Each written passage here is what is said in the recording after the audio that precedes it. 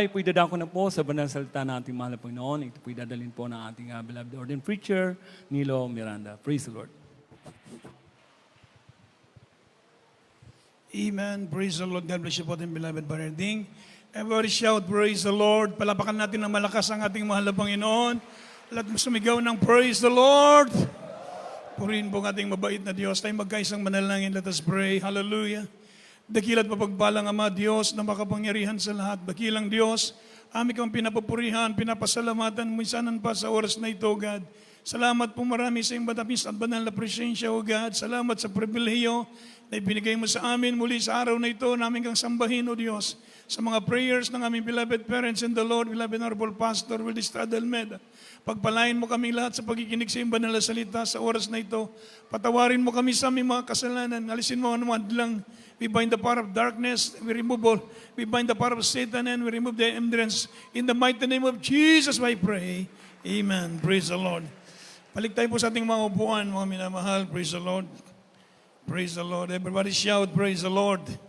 So mga minamahal, first and foremost, the highest praises, glory, honor, thanksgiving, and majesty belongs only to our loving God, our dear Savior, Jesus Christ. Everybody say, praise the Lord. And we acknowledge to give double honor and respect to our dearly beloved parents in the Lord. We remember and cherish the blessed preaching and teachings of our dearly beloved Honorable Pastor Willie Estrada Almeida and our beloved Honorable Assistant Pastor Lina C. Almeida. And greetings also to the beloved Almeida children and to the beloved brethren, especially to the new ones sa Barisiban, sa ating mga bisita. Praise the Lord. Isang pinagpalang araw po sa araw na ito. Amen. Welcome po sa ating mga beloved visitors at welcome din po sa ating beloved Sister Soyan Villamor from Houston, Texas. Amen. Siya po'y nagtatrabaho bilang nurse doon and she willing to attend our church in Houston. Palapakan natin ang ating mahal na Panginoon. Praise the Lord. Tayo pong minahal, idadako na po sa pagkikinig ng salita ng Diyos. At narito po tayo mga minamahal. Praise the Lord. Buksan natin ating banal na kasulatan mga minamahal. Praise the Lord. Amen. Praise the Lord. Hallelujah. Kindly po mga minamahal, open your Bible from the book of John chapter 15, verse 4. Dito po sa aklat ng Juan, Kapitulo 15, ang talatay 4.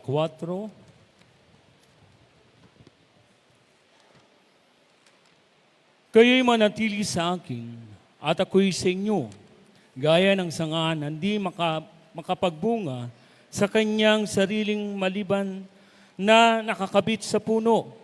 Gayon din naman kayo, maliban na kayo'y mananatili sa akin.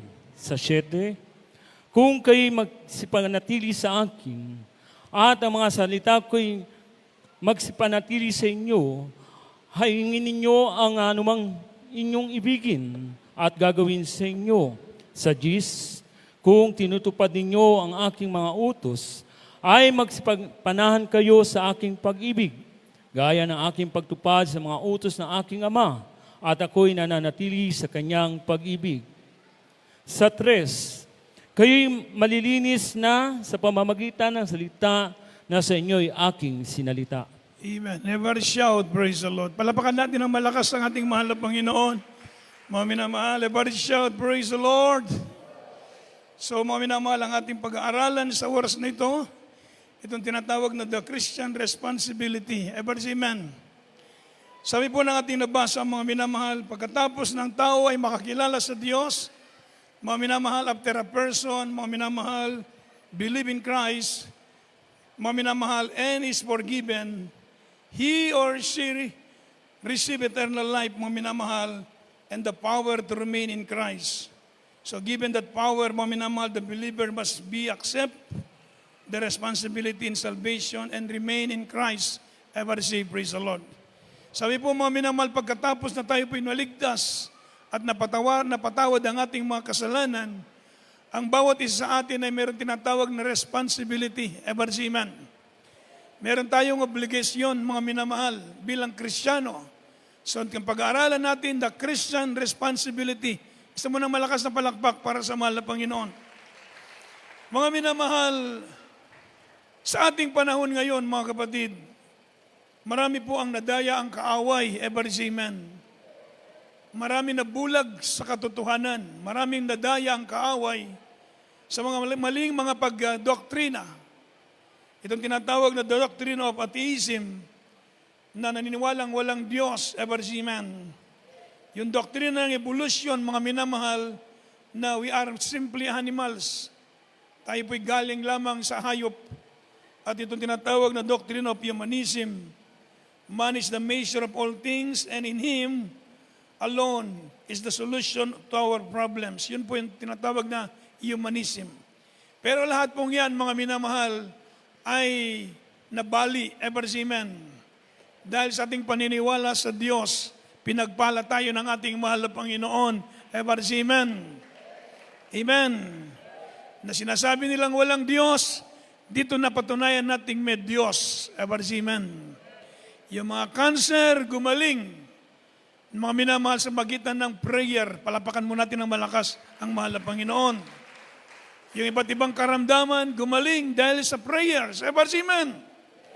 At yung pagbabago ng buhay ng tao, dating hindi naniniwalang may Diyos, dating mga NPA, sila ngayon ay naniniwalang may Diyos. Ever amen. Amen. Dati sarado ang kanilang kaisipan patungkol sa Diyos, ang kanilang paniniwala, walang Diyos. Mga minamahal, yun po ang kanilang paniniwala. Subalit ngayon, sila'y naniniwala na meron ng Diyos. Ever say, praise the Lord. Si Brother Eric Bais, isa siyang konsilor sa dako ng Parañaque City, mga minamahal. Dati nag-aaral siya, isa siyang aktivista. Mga minamahal, gumagawa ng mga rally sa ikalang eskwelahan. At sabi ng dean sa kanya, ibibigay namin lahat ng iyong pera, yung matrikula mo mula first year hanggang fourth year, umalis ka na lang sa eskwelahan na ito. Hindi siya niniwalang merong Diyos, mga minamahal. Subalit, mga minamahal, nang makilala niyang mahal na Panginoon, siya pa'y nakapag-ayuno ng 40 days. Kung ang taong sarado ang isipan na walang Diyos, nakakapag-ayuno ng mahabang ayuno dahil bukas na ang kanilang kaisipan na merong Diyos. Ever say, praise the Lord. Amen. Amen. So tayo po hindi naniniwala sa doktrina ng tinatawag na mga minamahal na evolution, na ang tao ay galing lamang sa unggoy. Hindi naman tayo papayag sigurong galing tayo sa unggoy. Ever amen. Hindi naman tayo mukhang unggoy. Palakpakan muna natin ng malakas ang ating mahal na Panginoon. Ever say, praise the Lord. Yung tinatawag na humanism, yung doctrine ng humanism, mga minamahal, ang ibig sabihin nila, man is the measure of all things, and in Him above is the solution to any problems, sa lahat ng problema. Pero sa atin, napatunayan natin merong Diyos. Palapakan natin ng malakas ang ating mahal na Panginoon. Everybody say, praise the Lord.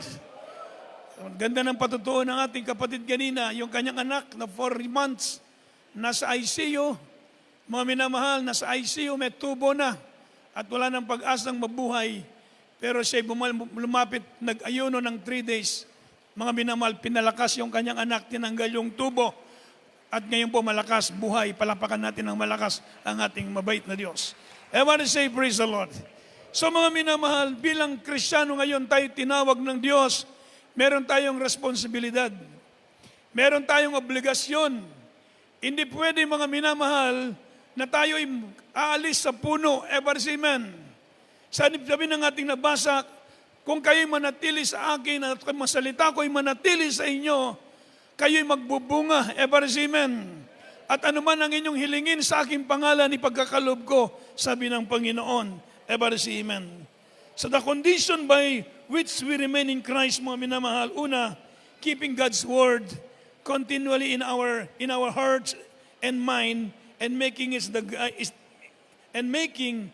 guide for our action, ever amen. Ang salita ng Diyos ay manatili sa atin. Bilang anak ng Diyos, tayo po'y manatili sa mahal na Panginoon, at ang salita ng Diyos ay manatili sa atin. Ito magiging guides ng ating lahat, ng ating gawa, ever amen. So meron tayong Biblia, basahin natin ang salita ng Diyos. Ang nakasulat dito, ang inuutos ng Biblia, ang inuutos ng salita ng Diyos, yun ang magiging guide natin. Yun ang gagawin natin bilang mga anak ng Diyos. Everybody say, praise the Lord. So keeping our mind continually in our hearts and mind and making the Word of God, and making it guide for our actions sa lahat ng ating gagawin. At ang pangalawa, mga minamahal sa iyo po, maintaining the habit of constant, tinatawag na constant communion, intimate communion with Christ in order to draw strength from Him. Maintaining the habit of constant intimate communion with Christ in order to draw strength from Him. Sapagkat kung wala ang Diyos, wala tayong magagawa. Ever say amen. Kaya hindi tayo pwedeng dumiban sa gawain. Hindi tayo pwedeng mag-absent ng mag-absent. Mga minamahal, manlalamig tayo sa pananampalataya. So ang Kristiyano, kailangan dumalo tayo dahil dito sa ating fellowship, kumikilos ang banal na presensya ng Diyos, nakakarinig tayo ng patutuo. Ever say amen. Ako kung makarinig ako ng patutuo na ganitong mga patutuo, lumalakas ang ating pananampalataya. Ever say amen. At kung kumikilos ang banal na presensya ng Diyos, nare-revive ang ating spiritual. Palapakan mo natin na malakas ang ating mahal na Panginoon. Kaya pag Kristiyano, mga minamahal, meron talagang tinatawag na fellowship with one another. Makipag-fellowship tayo. Ever say amen. Amen. Bakit po? Makipag-fellowship tayo, mga minamahal, sa banal na presensya ng Diyos.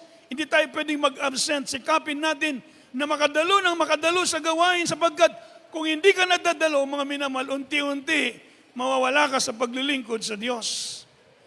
Ever say amen. Kaya pag Kristiyano, mga minamahal, meron tayong fellowship with one another. Meron tayong tinatawag na assembly. Palapakan mo natin ng malakas ang ating mahal na Panginoon. Another thing, obeying His commandments, remaining in His love. Tayo po'y sumunod sa kautusan ng Diyos. Yan ang ating obligasyon. Sumunod tayo sa kalooban ng Diyos, mga minamahal, at manatili tayo sa pag-ibig ng mahal na Panginoon and keeping our lives clean through the Word of God, mga minamahal, and resisting all sin and yielding to the Spirit direction. Everybody say, praise the Lord. So keeping our lives clean through the Word, linisin natin ang ating buhay sa magitan ng salita ng Diyos and resisting all sin. Mga minamahal, hindi tayo pwede mga minamahal sa kasalanan. Pag Kristiyano tayo, resisting all sin. Tayo po ay kinakailangan sa ating labanan ng lahat ng kasalanan. Ever say amen. Palapakan mo natin ang ating mahal na Panginoon. Praise the Lord. Ito po ang ating mga obligations. At ang sabi ng 1 Corinthians chapter 10, verse 12, kindly open your Bible. Praise the Lord. Dito po sa aklat ng unang Korinto, Kapitulo 10, talatay 12. Kaya't ang may akalang siya'y nakatayo, mag-ingat na baka mabuwal. Everybody say amen. So kaya tayo po ay mag-ingat na baka tayo mabuwal. Ibig sabihin, mga minamahal, pag Kristiyano tayo, hindi tayo pwedeng kumpiyansa. Ever say amen. Kinakailangan tayo po ito maging maingat sa ating paglilingkod sa Diyos. Maingat tayo sa pagsunod sa kalooban ng Diyos upang hindi tayo mabuwal. Maraming nabubuwal sapagkat kumpiyansa, mga minamahal, nawawala sa paglilingkod sa Diyos. Bilang Kristiyano, sabi ng Biblia, kaya nga ang nagkakalang siya'y nakatayo, mag-ingat na baka mabuwal. In 1 Corinthians chapter 9 verse 27, kindly. 1 Corinthians chapter 9 verse 27. Dito po sa aklat ng unang Korinto, Kapitulo 9, ang talatay 27.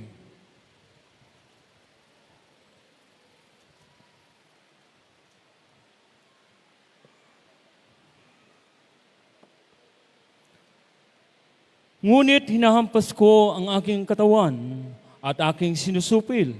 Baka sakaling sa anumang paraan, makapangaral ko sa iba, ay ako rin ay itakwil. Everybody say amen.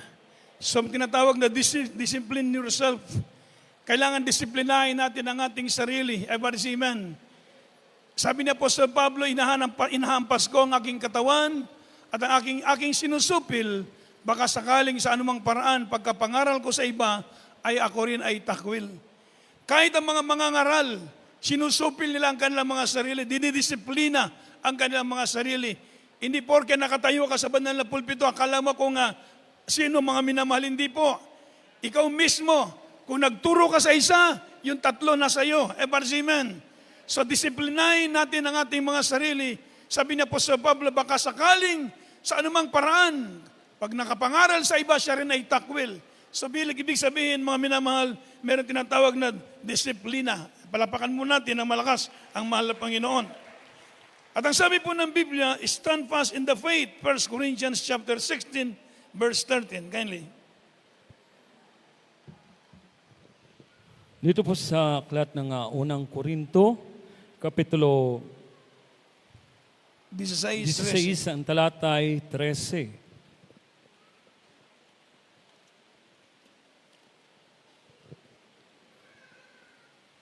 Magsipag-ingat kayo, mga pakatibay kayo sa pananampalataya. Kayo'y magpakalalaki, kayo'y magpakalakas. Amen.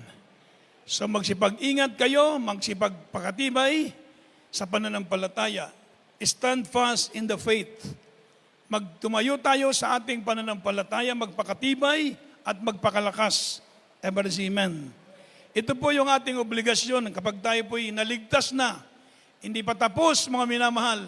Ito ang ating isasagawa upang tayo tumayong matibay sa ating pananampalataya. Ito ang ating obligasyon. Sabi po ng Biblia, resist the devil. Ibig sabihin pa, suklan ang yawa. Ibig sabihin, mga minamahal, kailangan ng Kristiyano, hindi tayo mga talunan. Amen. Kailangan lumaban tayo. Amen. Fight! Tayo po'y makipagbisog sa maayong pagigbisog. Palapakan mo natin ng malakas ang ating mahal na Panginoon. Hindi tayo pwede maging talunan sa ating paglilingkod na ito. Tumayo ka sa iyong pananampalataya, magpakalaki ka, magpakalakas ka. Amen. Magpakatapang ka, mag-ingat ka, sabi ng Biblia, sa ating pananampalataya. Ito po ang ating obligasyon bilang Kristiyano. Hindi po tayo mga minamahal magpabaya sa ating paglilingkod na ito. Ang mga magpabaya sa paglilingkod, hindi dadalo. Gustong dumalo. Kung ayaw dumalo, hindi dadalo. Hindi po ganon ang pagiging Kristiyano. Amen. Pag Kristiyano tayo, una obligasyon natin na tayo po'y magpakatatag, magpakalakas, magpakalalaki sa ating pananampalataya, magpakatibay, palapakan natin ng malakas ang ating mahal na Panginoon. Amen. Tumayo tayo sa ating pananampalataya. Sabi po ng Biblia, resist the devil. Ibig sabihin, mga minamahal, ang kaaway, marami siyang ginagawa. Mga patibong, mga ginagawa ng kaaway para tayo ilinlangin, para tayo humina sa pananampalataya, para tayo matukso. Subalit sabi ng Biblia, resist the devil. Meron tayong kaaway, so kailangan suklan nato ang atong kaaway. Amen. Sa anong paraan? Sa magitan ng pananalangin, pag-aayuno, amen. Kapag naramdaman mo na lalamig ka, ito yung panahon na ikaw ay mag-ayuno. Palapakan natin ng malakas ang mahal na Panginoon. Amen. Mag-intake ka ng power. Punta ka sa pastoral house. Mag-fasting ka para lumakas ka sa iyong pananampalataya. Minsan nandyan ang panalamig. Nandyan ang mga pag-aalinlangan. Nandyan ang gawa ng kaaway. Sabalit ang gagawin mo pag Kristiyano ka, pumunta ka ng pastoral house, mag-alay ka ng ayuno, umiyak ka sa Diyos, tumangis ka sa mahal na Panginoon. Pagkatapos mo mag-ayuno, palalakasin ka ng ating mahal na Panginoon.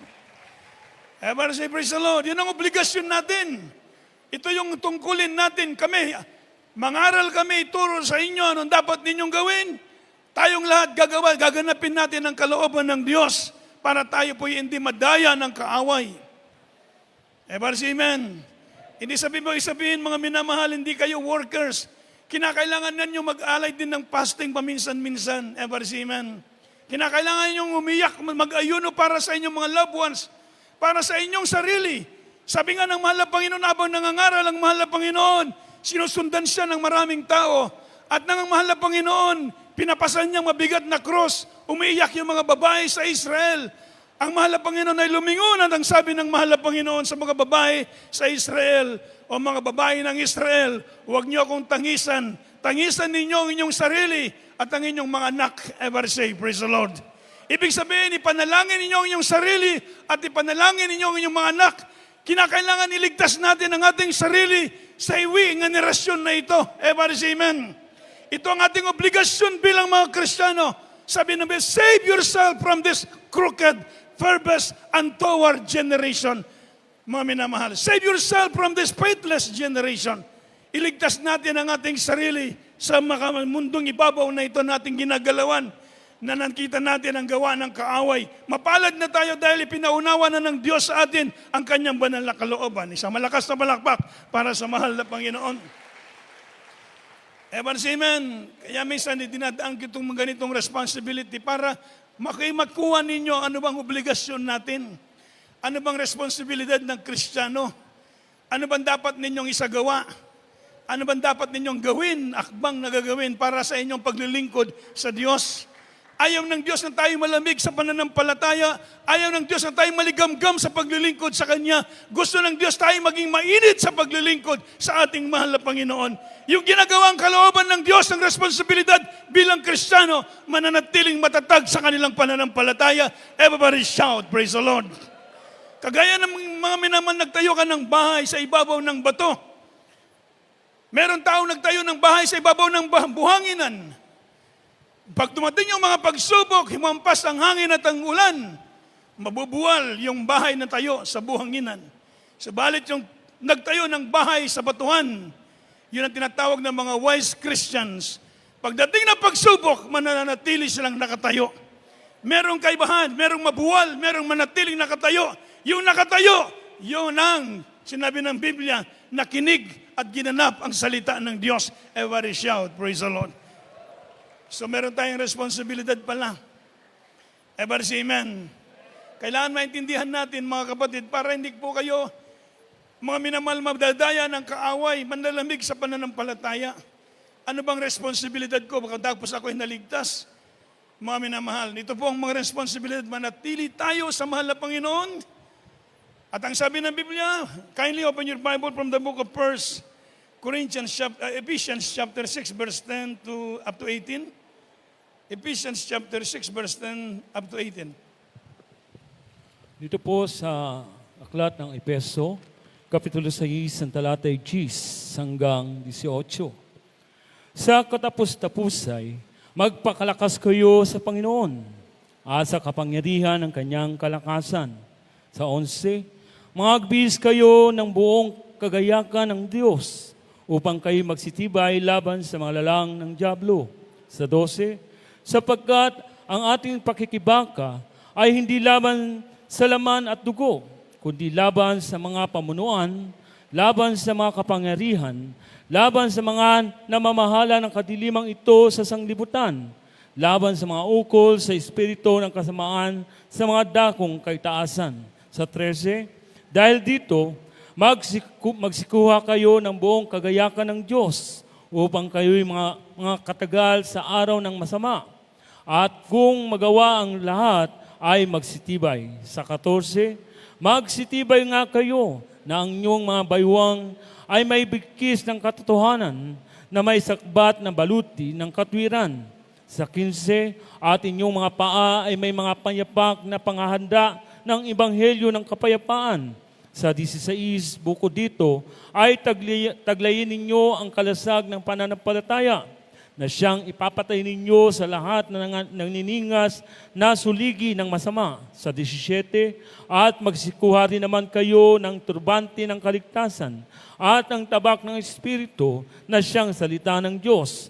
Sa 18, na magsipanalangin kayo sa Espiritu ng lahat ng panalangin at daing sa buong panahon at mga puyat sa buong katyagaan at daing na patungkol sa lahat ng mga banal. Everybody shout, praise the Lord. Sa maliwanag po mga minamahal, sabi ng Biblia, ibihis natin ang buong kagayakan ng sundalo. Everybody say amen. Ibihis natin katapos-tapusan, sabi ng banal na kasulatan, magbihis kayo ng buong kagayakan ng Diyos upang kayo magsitibay laban sa mga lalang ng dyablo. Everybody say amen. So ibihis natin ang buong kagayakan ng Diyos, yung the whole armor of God, mga minamahal. Una, yung tinatawag na truth, katwiran. Truth which serves mga minamahal like a belt. Ibig sabihin mga minamahal, the truth can free us from sin which can easily beset us. Everybody say amen. Ang katotohanan, manatili sa atin ang katotohanan, walang ibang katotohanan kundi ang salita ng Diyos. Ang katotohanan, ipamuhay natin ang katotohanan ng salita ng Diyos. Lahat ng ating nabasa, buong katotohanan, ipamuhay natin ito. Everybody say amen. So ito tinatawag na ibihis natin ang buong kagayakan ng Diyos. Una, ang katotohanan. Ulitin ko po mga minamahal, it will hold our life together with a sense of direction and purpose. Everybody say amen. Ang salita ng Diyos ang magiging guide natin, magbigay sa atin ng direksyon sa buhay natin. Everybody say amen. So ang salita ng Diyos. Pangalawa, ang righteousness, which guards like a breastplate, mga minamahal.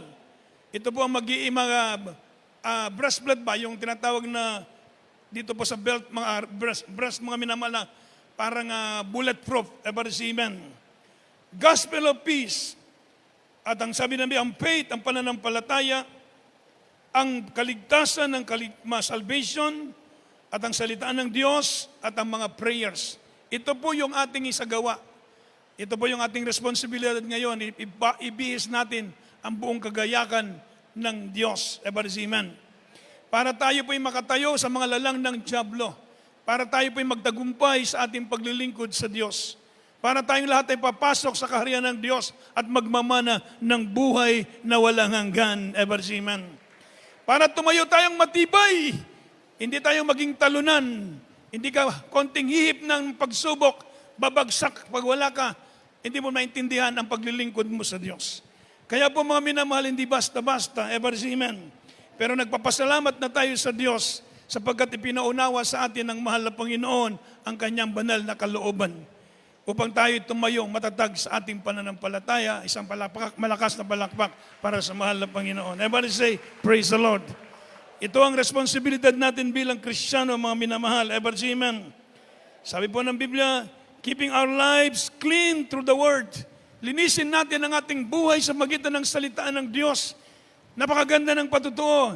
Dito tayo nagiging tinatawag na perpekto sa pamagitan ng pagkikinig sa pagkikinig ng salita ng Diyos. Dito lumilinis ang buhay natin sa pagkikinig ng salita ng Diyos. Nung araw, ignorante tayo sa katotohanan. Pagpasok natin sa bahay-sambahan, kagaya ng mga patutuo. Hindi natin alam ano bang meron dito sa Jesus Miracle Crusade. Kung ano-anong kaayusan natin, kung anong pananamit meron tayo nung araw. Pero dahil sa pagkikinig ng salita ng Diyos, natutuhan natin ipamuhay ang banal na kalooban ng ating mahal na Panginoon. Everybody say amen. Nagkaroon tayo ng pananampalataya sa mahal na Panginoon. So kailangan mayroon tayong pananampalataya, salita ng Diyos, katwiran. Everybody say amen. Ipamuhay natin ang salita ng Diyos. Napakalaga nito mga kapatid, sapagkat ang ating kaaway, sabi po ng Biblia, Satan is like a roaring lion seeking someone who may devour. Ang kaaway natin kagaya ng leon, maatungal, lumahanap ng masisila. Tayo po ang target. Pero kung tayo po punong-puno ng kaalaman, ng karunungan sa salita ng Diyos, at pinamumuhay ang salita ng Diyos, ginagawa natin ang kalooban ng Diyos, hindi ka matitiwag sa iyong pananampalataya. Maraming pagsubok. Iba't ibang pagsubok dumarating sa buhay natin. Pero huwag tayong titigil sa paglilingkod sa Diyos. Isang malakas na palakpak para sa ating mahal na Panginoon. Everybody say amen. Merong pagpapalang nakalaan sa atin. Everybody say amen. Isipin natin mga minamahal na merong langit na nag-aantay sa atin. Kaya ganoon na lamang ang kaaway natin na talagang gusto niya tayong ibalik sa dating buhay natin. Mumina ang pananampalataya, mag-iayong ka sa dakbo ng mundong ito, sa ibabaw ng daigdig na ito. Tayo po'y tinawag ng Diyos, pinili ng Diyos para maging anak ng Diyos at magmamana tayo ng buhay na walang hanggan. Kaya ang Kristiyano, magpakainit po tayo sa paglilingkod sa Diyos. Palapakan natin ang malakas ang ating mahal na Panginoon. Tayong lahat ay tumayo, mga minamahal, at tayo po'y magpupuri sa mahal na Panginoon. Praise the Lord. Hallelujah. Amen. Hallelujah. Praise the Lord. Sabi po ng banal na kasulatan, mga minamahal,